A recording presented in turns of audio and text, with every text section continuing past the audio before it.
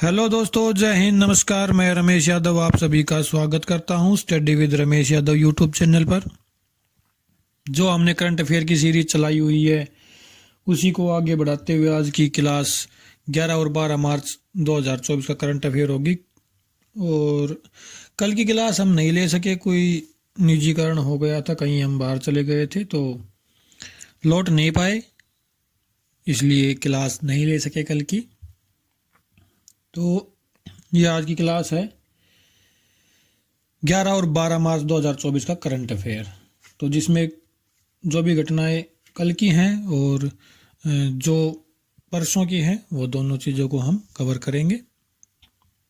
उम्मीद करता हूँ अभी तक जो क्लासेस हुई है आपको पसंद आई होगी और आगे भी जो क्लासेस होंगी वो आपको पसंद आएगी।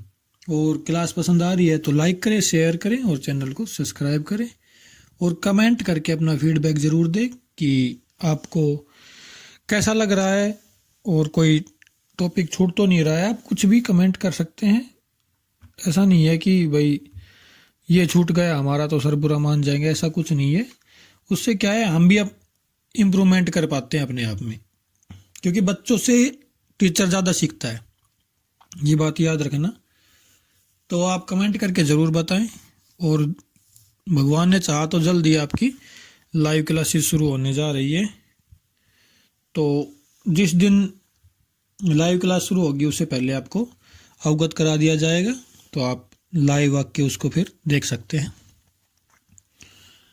तो चलिए शुरू करते हैं आज की क्लास 11 और 12 मार्च 2024 का current affair. Point number 1, Gotabaya Rajapaksa ने किया द कॉन्स्पिरेसी नामक पुस्तक का अनावरण। देखो, कॉन्स्पिरेसी नामक पुस्तक का अनावरण क्यों किया है? क्योंकि जब श्रीलंका में एक क्राइसिस हुआ था, आपको अगर याद हो, तो उसमें राष्ट्रपति ने तो देश ही छोड़ दिया था। चाइना के साथ कोई ज़मीन को लेकर डिस्प्यूट था, तो उसके रिगार्डिंग तो इन्होंने एक बुक लिखी है। चलिए जानते हैं इसके बारे में। श्रीलंका के पूर्व राष्ट्रपति गोटबाया राजपक्षे ने अपनी चुप्पी तोड़ते हुए आरोप लगाया कि चीन के साथ भू राजनीतिक प्रतिद्वंद्विता के कारण उन्हें पद से हटाया गया। उन्होंने द कॉन्स्पिरेसी नामक पुस्तक का अनावरण किया। तो इम्पोर्टेंट रहेगा कि ये पुस्तक किसने लिखी है, तो श्रीलंका के राष्ट्रपति हैं गोटबाया राजपक्षे, उन्होंने लिखी है। श्रीलंका के बारे में अगर बात करें तो श्रीलंका का पुराना नाम सिलोन है और श्री जयवर्धनेपुरा यहाँ की राजधानी है। श्रीलंकाई रुपया यहाँ की मुद्रा है। और आपको पता ही होगा भारत के दक्षिण में छोटा सा देश है, द्वीपीय देश है, उसको श्रीलंका कहते हैं। और इतिहास की अगर बात करें तो चोल साम्राज्य का, हमारे भारत में चोल साम्राज्य था, उनके पास नेवी बहुत तगड़ी थी, तो उनका शासन रहा है श्रीलंका के ऊपर। चलिए आगे चलते हैं। नेक्स्ट पॉइंट नंबर 2,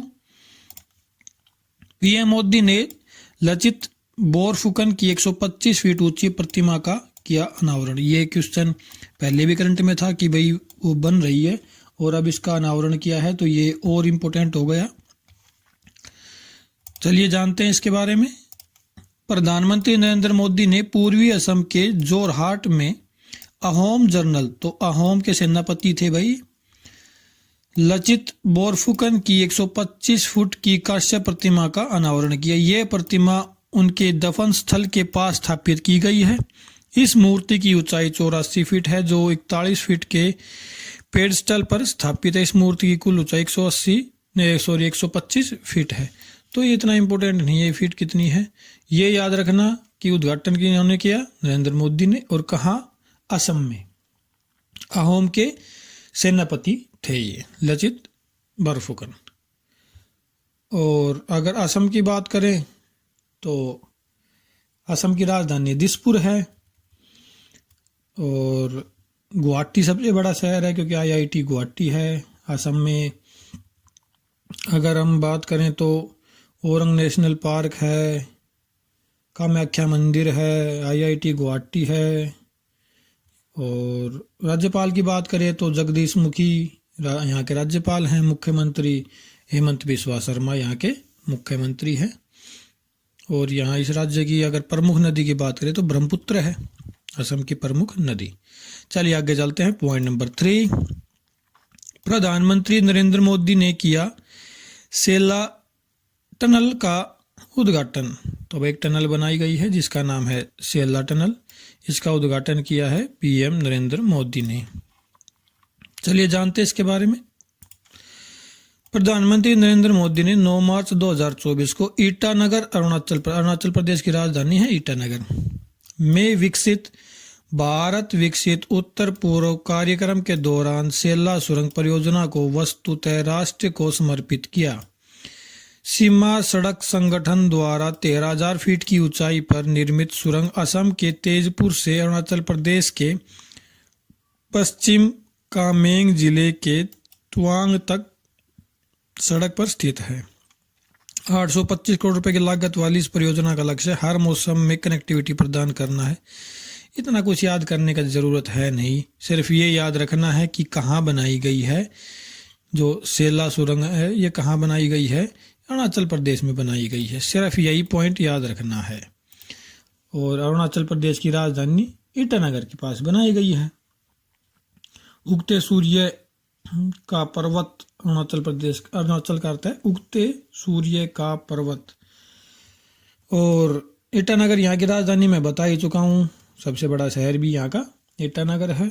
और राज्यपाल की अगर बात करें तो लेफ्टिनेंट जनरल कैवल्य त्रिविक्रम यहाँ के राज्यपाल हैं। मुख्यमंत्री पेमा खांडू।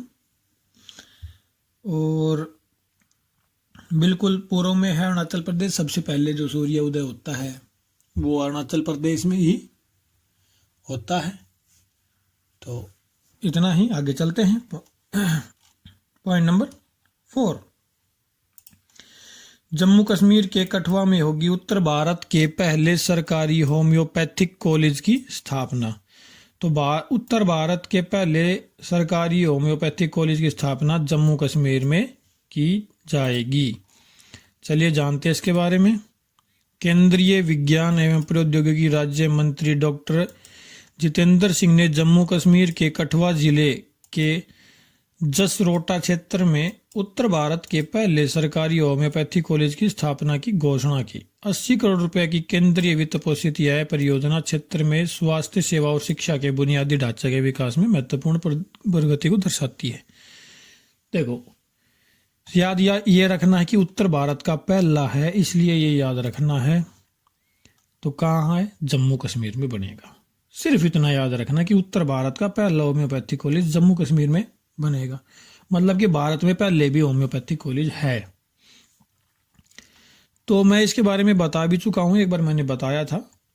और अगर आपको याद है तो आप कमेंट करके बताइए, अगर याद नहीं है तो भी आप कमेंट करें, मैं उसका कमेंट में जवाब दे दूंगा। तो मैं इसके बारे में बता चुका हूँ पहले कि जो पहला बना था कहाँ बना था। चलिए नेक्स्ट चलते हैं। पॉइंट नंबर 5, भारत EFTA व्यापार और आर्थिक साझेदारी समझौता। तो EFTA क्या है? भारत ने जिसके साथ व्यापार और आर्थिक साझेदारी का समझौता किया है, चलिए जानते हैं। भारत और यूरोपीय मुक्त व्यापार संघ। तो यूरोपीय मुक्त व्यापार संघ में कौन कौन से देश आते हैं? जिसमें स्विट्जरलैंड, आइसलैंड, नॉर्वे और लिechtenstein शामिल है। तो ये 4 देश हैं, याद रखना। यूरोपीय मुक्त व्यापार संघ में 4 देश हैं, क्योंकि भारत ने इसके साथ समझौता किया है, तो इसलिए हमारे लिए इंपॉर्टेंट हो जाता है। ने एक व्यापार और आर्थिक साझेदारी समझौते पर हस्ताक्षर किए हैं। यह आधुनिक और महत्वाकांक्षी समझौता यूरोप के 4 विकसित देशों के साथ भारत के पहले मुक्त व्यापार समझौते का प्रतीक है, जो महत्वपूर्ण आर्थिक अवसर प्रदान करता है और मुक्त व्यापार और आर्थिक एकीकरण को बढ़ावा देता है। तो इतना कुछ याद नहीं रखना, सिर्फ ये याद रखना है कि EFTA समझौता किन के साथ किया गया है। 4 देश हैं, 4 देशों के नाम याद होने चाहिए। और इसकी फुल फॉर्म क्या है? कि यूरोपीय मुक्त व्यापार संघ यहाँ की फुल फॉर्म है। और अगर स्विट्जरलैंड के बारे में बात करें तो बर्न यहाँ की राजधानी हो जाएगी। और टूरिस्ट पैलेस है सबसे ज़्यादा। और स्विस बैंक है स्विट्जरलैंड में, जहाँ बोला जाता है कि भाई भारत की ब्लैक मनी बहुत ज़्यादा है वहाँ पे। मुद्रा है स्विट्जरलैंड की स्विस फ्रांक यहाँ की मुद्रा है। और भाई अगर आइसलैंड की बात करें तो बहुत ही ठंड पड़ती है आइसलैंड पे तो। और रेक्याविक आइसलैंड की राजधानी है। प्रधानमंत्री है जीर हिल्मर हार्डे यहाँ के प्रधानमंत्री हैं। आइसलैंड में वो लोग बसे थे जो हॉलैंड से और शरणार्थी बन के गए थे, वो लोग वहाँ पे बसे थे और वो ही वहाँ के अब स्थायी निवासी हैं। और मुद्रा की बात करें तो क्रोना यहाँ की मुद्रा है, आइसलैंड की क्रोना मुद्रा है। नॉर्वे के बारे में मैं पहले बता चुका हूँ, नॉर्वे की राजधानी ओस्लो है और स्वीडन के पास है, ये सीमा साझा करता है स्वीडन से। लेकिन आपने पहले लिक्टेनस्टीन का नाम नहीं सुना होगा, तो लिक्टेनस्टीन के बारे में मैं बता देता हूँ। एक बहुत ही छोटा सा देश है, स्विट्जरलैंड और ऑस्ट्रिया के बीच में पड़ता है ये। स्विट्जरलैंड और ऑस्ट्रिया के बीच में, आपको मैप में शायद ही मिलेगा, क्योंकि ये लगभग 160 वर्ग किलोमीटर का देश है, बिल्कुल छोटा सा। आप 160 वर्ग किलोमीटर में देख सकते हैं, हमारा तो एक जिला भी उससे बड़ा होता है इंडिया में। तो यूरोप का चौथा सबसे छोटा देश है ये यूरोप का। और अगर दुनिया के सापेक्ष में हम बात करें, दो देशों के बीच में स्थित दुनिया का सबसे छोटा देश है ये, तो करंट में है। ये चीज याद रखना कि दो देशों की सीमा के बीच में स्थित दुनिया का सबसे छोटा देश लिक्टेनस्टीन होगा। ये करंट में है, तो आप इसको थोड़ा याद रखना।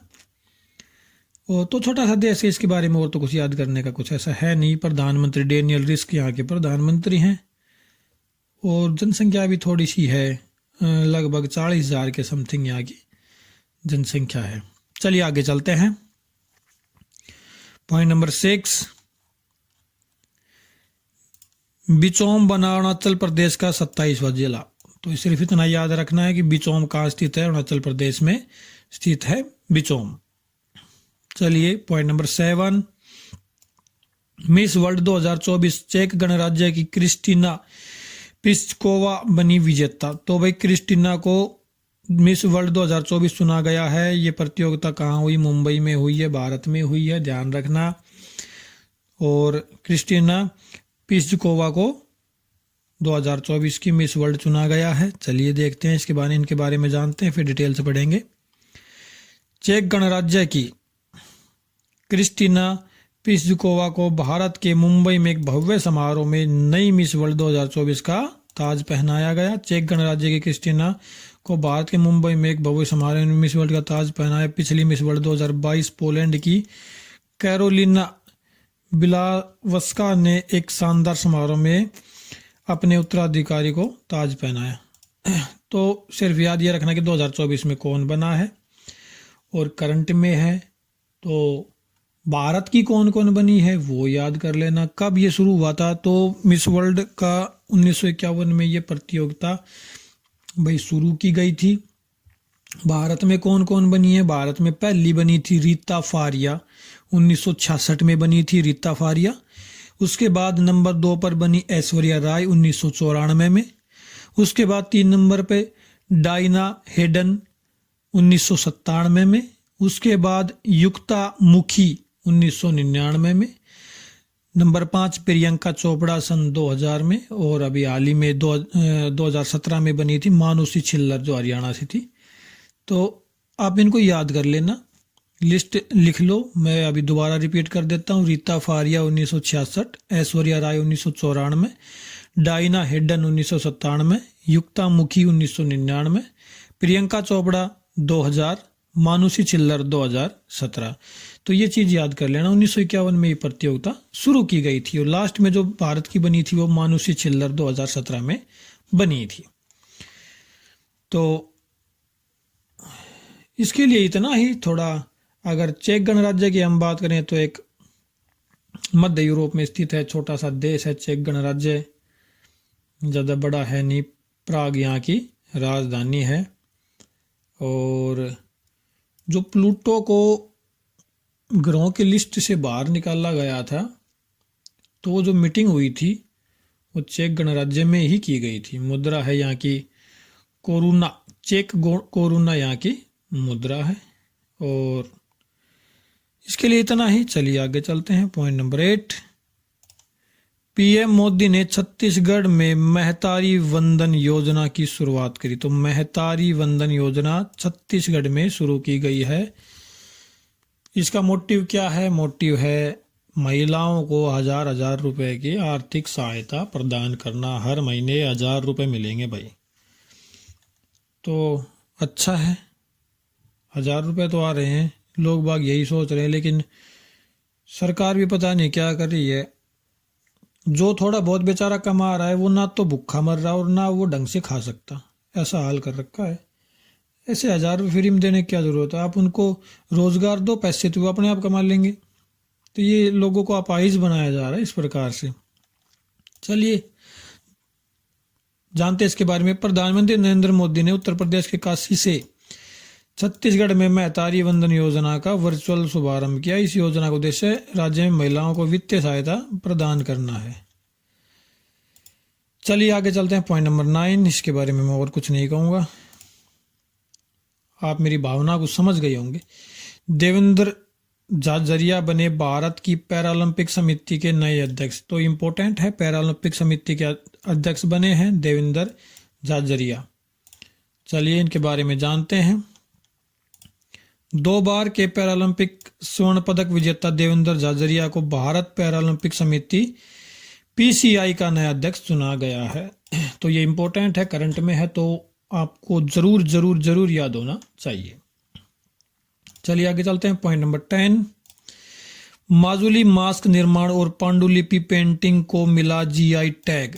इंपॉर्टेंट रहेगा ये, जानते हैं। माजुली को अपने पारंपरिक शिल्प माजुली मास्क निर्माण और माजुली पांडुलिपि पेंटिंग के लिए भारत सरकार ने 2 प्रतिष्ठित भौगोलिक संकेत GI टैग प्राप्त हुए। तो माजुली मास्क और माजुली पांडुलिपि पेंटिंग, माजुली कहाँ है? असम में है।